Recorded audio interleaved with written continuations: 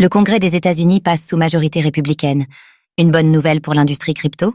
Après l'annonce de la victoire de Donald Trump aux élections présidentielles américaines, puis celle du Parti républicain aux élections sénatoriales, il ne manquait que de connaître les résultats des élections de la Chambre des représentants pour savoir si le Congrès des États-Unis serait à majorité républicaine.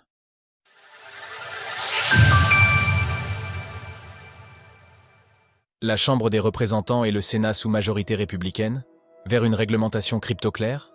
Ces derniers jours, l'écosystème crypto était à l'affût du résultat des élections de la Chambre des représentants.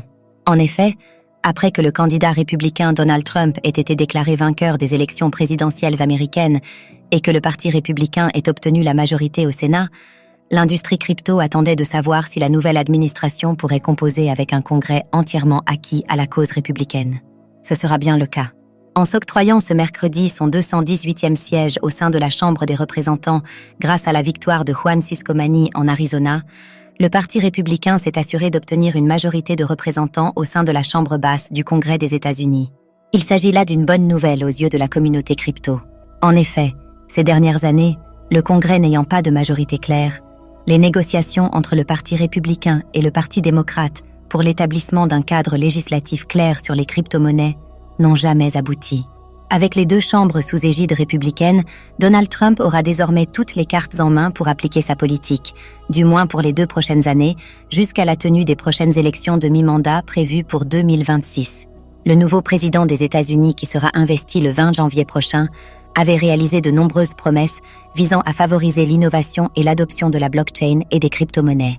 Le soutien des acteurs de l'industrie crypto a permis au Parti républicain d'obtenir la majorité au Congrès. Indéniablement, plusieurs acteurs de l'industrie des crypto-monnaies ont contribué à la progression du Parti républicain. Ces derniers mois, plus de 245 millions de dollars de dons ont été délivrés à des comités d'action politique, PAC, qui ont soutenu des candidats pro-crypto. Bien qu'il n'y ait pas eu distinction entre les candidats du Parti démocrate et républicain, les PAC soutenant réellement les candidats ayant une position favorable vis-à-vis de la blockchain et des cryptos, ceux issus du Parti républicain étaient tout de même plus nombreux. Ainsi, sur les 58 candidats soutenus par Fairshake et d'autres PAC pro-crypto pendant les élections sénatoriales et de la Chambre des représentants, plus d'une 50aine ont été élus. Le marché a réagi de manière favorable à l'annonce de la majorité républicaine du Congrès, conservant cet état euphorique qu'il a acquis suite à la victoire de Donald Trump.